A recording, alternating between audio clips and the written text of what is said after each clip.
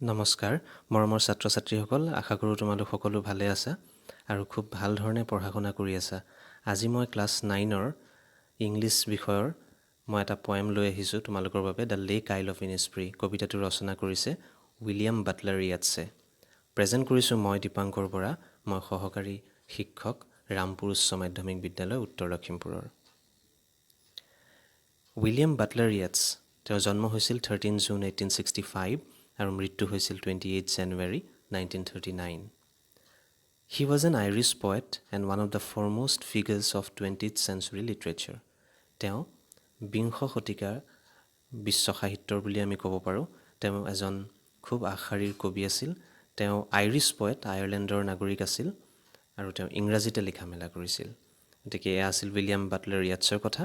এতিয়া আমি ইনিছফ্ৰী, কবিতাটোৰ নামত আমি ইনিছফ্ৰী বুলি এটা শব্দ পাইছোঁ। ইনিছফ্ৰীয়ে খুব সম্ভৱ এই ঠাইকেইখনৰ এখনৰ কথা কৈছে। এই ঠাইকেইখন মই উইকিপিডিয়াৰ পৰা লৈছোঁ, তোমালোকে চাব পাৰা। ইয়াত মই ধুনীয়াকৈ মেনশ্যন কৰি থৈছোঁ।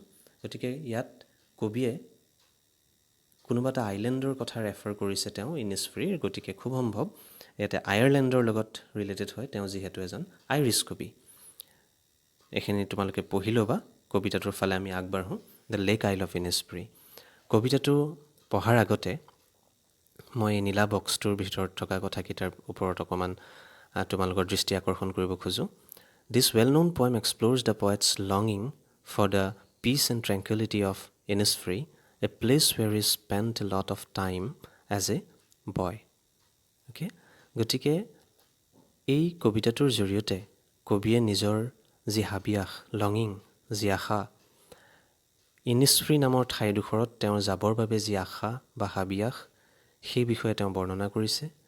আৰু ইনিছফ্ৰী নামৰ ঠাইডোখৰত যিটো দ্বীপ আছিলে, ইনিছফ্ৰী নামৰ যিটো দ্বীপ, সেই দ্বীপটোত তেওঁ নিজৰ বাল্যকালৰ বহু সময় অতিবাহিত কৰিছে আৰু সেয়েহে তেওঁ পুনৰ তালৈ যাব খুজিছে। তাত থাকি তেওঁ খুব শান্তি পায়, খুব এটা শান্তিপূৰ্ণ পৰিৱেশ প্ৰকৃতিৰ মাজত। আৰু এই কবিতাটো এটা লিৰিক বুলি কৈছে। লিৰিক মানে যিটো কবিতাত এটা সুৰ থাকে, য'ত ৰাইমিং ৱৰ্ডছ থাকে, সেই ধৰণৰ কবিতাবিলাকক আমি লিৰিক বুলি ক'ব পাৰোঁ। আহাচোন কবিতাটোলৈ আগবাঢ়োঁ। মই যিহেতু এটা চুটি কবিতা, মই কবিতাটো এবাৰ আবৃত্তি কৰি দিছোঁ। I will arise and go now and go to Innisfree, and a small cabin built there of clay and wattles made. 9 bean rows will I have there, a hive for the honeybee, and live alone in the bee-loud glade.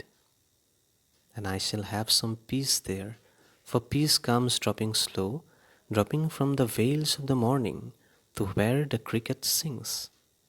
There midnights all a glimmer, and noon a purple glow, and evenings full of the linnet's wings. I will arise and go now, for always night and day I hear the lake water lapping with low sounds by the shore, while I stand on the roadway or on the pavement's grey, I hear it in the deep heart's core. William Butler Yeats. প্ৰথম ষ্টেঞ্জাটোত কবিয়ে ক'ব খুজিছে I will arise and go now and go to Innisfree. ইয়াত arise মানে কবিয়ে যি কাম কৰি আছে সেই কাম এৰি তেওঁ এক্টিভ হোৱাৰ কথা বা এৰাইজ হোৱা, সাৰ পোৱাৰ কথা কৈছে। শুই থকা মানুহ এজন যিধৰণে সাৰ পায় বা বহি থকা মানুহ এজনে যিধৰণে বেলেগ নতুন কাম এটা কৰিবলৈ যিধৰণে তেওঁ তাৰ পৰা উঠি যাব, he'll come into an active form. গতিকে সেই কথাটো কৈছে। তেওঁ কৈছে যে মই এতিয়াই ইয়াৰ পৰা উঠি ক'লৈ যাম, ইনিছফ্ৰীলৈ যাম, আৰু মই তাত এটা সৰু ঘৰ বনাম। ঘৰটো মই বোকা আৰু ইকৰাৰে বনাম। ক্লে মানে বোকা আৰু ৱেটলছ মানে ইকৰা। 9 bean rows will I have there, মই তাত 9জোপা বিন গছ ৰুম। আৰু a hive for the honeybee, তাত এটা মৌৰ বাঁহো থাকিব।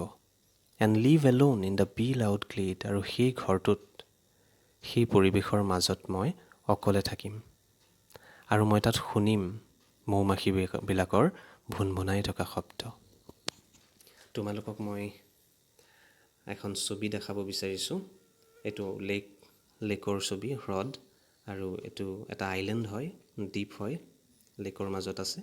আৰু এই যে আমি ক্লে এণ্ড ৱেটলছৰ ঘৰটোৰ কথা পাইছোঁ প্ৰথম ষ্টেঞ্জাটোত, এইটো আছে, তুমি চোৱা তোমালোকে প্ৰথমতে ইকৰাৰে ঘৰটো বনাই লৈছে বেৰবোৰ, তাৰপিছত বোকাৰে লিপিছে আৰু তলত এয়া বিন গছ, বিন জানাই তোমালোকে, ফ্ৰেঞ্চ বিন বা মটৰ, এইবোৰ বিন জাতীয় গছ হয়। তেনেকুৱা 9জোপা গছ তেওঁ ৰুব। তেওঁ তেনেকুৱা 9জোপা গছ তাত ৰোৱাৰ কথা কৈছে, কিয়নো 9টো খ্ৰীষ্টিয়ানৰ সকলৰ মতে এটা খুব লাকি নাম্বাৰ হয়। আকৌ আমি বেলেগ ধৰণেও ভাবিব পাৰোঁ যে 9টো এটা বৰ বেছি ডাঙৰ নম্বৰ নহয়, সৰু এটা সংখ্যা। গতিকে সেই তেনেকুৱা সৰু ঘৰ এটাত, এটা দ্বীপৰ মাজত অকলে থাকিলে মানুহৰ প্ৰয়োজনসমূহো সীমিত হ'ব, খুব তাকৰ হ'ব। সেয়েহে 9জোপা বিন গছ ৰুলেই তেওঁৰ বাবে পৰ্যাপ্ত হ'ব, যথেষ্ট হ'ব। গতিকে সেইকাৰণেও তেওঁ হয়তো 9 বিন ৰজৰ কথা কৈছে। তাৰ পাছৰ ষ্টেঞ্জাটো চাবা তোমালোকে, and I shall have some peace there, তাত মই শান্তি পাম। For peace comes dropping slow', লাহে লাহে মোৰ জীৱনলৈ শান্তি নামি আহিব। Dropping from the veils of the morning to where the cricket sings. মৰ্ণিঙৰ ভেইলৰ পৰা, ভেইল তোমালোকক মই দেখুৱাই লওঁ, এই মহিলাগৰাকীয়ে মুখত পিন্ধি আছে এখন ভেইল। গতিকে ৰাতিপুৱাৰ ভেইলৰ পৰা, তাৰমানে ৰাতিপুৱাৰ পৰা একেবাৰে যেতিয়ালৈকে ভেইলটো মানুহে মুখত পিন্ধে হয়নে, বা মূৰত পিন্ধে, তাৰ পৰা ক্ৰিকেট ছিংছ বুলি কৈছে, য'লৈকে ক্ৰিকেটে গান গায় তাৰলৈকে সকলোতে শান্তি বিচাৰি পাম বুলি কৈছে। ক্ৰিকেট মানে হৈছে উইচিৰিঙা। অ'কে, উইচিৰিঙা থাকে ঘাঁহত, নহয় জানো, তলত থাকে মাটিত। গতিকে তাত উইচিৰিঙাই য'ত থাকিব আৰু মুখত মানুহ এগৰাকীয়ে ভেইল পিন্ধে, গতিকে সেই তাৰ পৰা উইচিৰিঙালৈকে, তাৰমানে এটা তোমালোকে জাষ্ট ইমাজিন কৰা, ভাবা যে ওখ জেগা এটাৰ পৰা একেবাৰে তললৈকে সকলোতে, তাৰমানে সকলোতে ওপৰৰ পৰা তললৈকে কি ভৰি থাকিব, শান্তি ভৰি থাকিব। আৰু তেওঁ সকলো বস্তুতে শান্তি বিচাৰি পাব, এই কথাটো তেওঁ বুজাব বিচাৰিছে। তাৰপাছত কৈছে দেয়াৰ মিড নাইট চল এ গ্লিমাৰ এণ্ড নুন এ পাৰ্পল গ্ল', তাত মাজ ৰাতিও তেওঁ পোহৰ বিচাৰি পাব, তিৰবিৰাই থাকিব মাজৰাতি। কিয় কৈছে, কিয়নো আকাশত সেই সময়ত তৰা থাকিব বা জোন থাকিব, আৰু দুপৰীয়াটো পাৰ্পল হৈ থাকিব। পাৰ্পল এটা বেঙুনীয়া, পাতল বেঙুনীয়া ৰং ধৰি লোৱা, তেনেকুৱা হ'ব বুলি কৈছে দুপৰীয়াবিলাক। নুন মানে আমি জানো দুপৰীয়া। And evenings full of the linnet's ছুইংছ, আৰু সন্ধিয়া লিনেটৰ পাখিৰে ভৰি থাকিব। তাৰমানে লিনেট এটা সৰু চৰাই, এইটো লিনেট। এনেকুৱা চৰাইবোৰ জাক পাতি আহে, জাকে জাকে ইহঁতি ঘৰলৈ ঘূৰি আহিব, আৰু সিহঁতৰ পাখি কোবোৱা যি শব্দ, সেই শব্দবোৰো কবিয়ে শুনিব বা কবিয়ে কল্পনা কৰিছে। I will arise and go now, for always night and day I hear the lake water lapping with the sounds by the shore, low sounds by the shore. কবিয়ে কৈছে যে মই এতিয়াই যাম তালৈ, আৰু মই গোটেই ৰাতি দিনে মই মোৰ অন্তৰত, মই মোৰ মনত কেৱল এটাই শব্দ শুনো। কোনটো শব্দৰ কথা কৈছে? লেক ৱাটাৰ, হ্ৰদৰ পানীয়ে যেতিয়া পাৰত খুন্দা মাৰি এটা শব্দৰ, ধুনীয়া শব্দৰ সৃষ্টি কৰে, সেই শব্দটো মই মনৰ মাজত শুনি থাকোঁ। যদিও বা বাস্তৱত কিন্তু তেওঁ ক'ত থাকে, লাষ্ট ছেকেণ্ড লাইনটোত কৈছে চোৱা, while I stand on the roadway, মই যেতিয়া ৰাস্তাত থিয় হৈ থাকোঁ, or on the pavement grey, বা উৱলি যোৱা গ্ৰে কালাৰে উৱলি যোৱা, বা যিটো প্ৰদূষিত এখন চহৰৰ ৰাস্তা, তাৰ বিষয়ে বুজাইছে। পেভমেণ্ট সাধাৰণতে ফুটপাথ যিটোক আমি কওঁ, তাত মই থিয় হৈ থাকিলেও বা ৰাস্তাৰ মাজেৰে গৈ থাকিলেও, ব্যস্ত চহৰ, সেই যন্ত্ৰ বা সেই যান্ত্ৰিক জীৱনৰ মাজতো মই কিন্তু সেই নিষ্প্ৰিয়, সেই ধুনীয়া দৃশ্যবোৰ দেখা পাওঁ, সেই ধুনীয়া শব্দবোৰ শুনা পাওঁ। সেই লেক ৱাটাৰৰ যি শব্দ পাৰত খুন্দিওৱা, সেয়াক মই শুনা পাওঁ। I hear it in the deep heart's core, মই ক'ত শুনো? মোৰ অন্তৰৰ একেবাৰে গভীৰতম কোণত মই সেই শব্দবোৰ শুনো বা দৃশ্যবোৰ দেখোঁ। গতিকে এইটো আছিল কবিতাটোৰ মূল ভাৱ।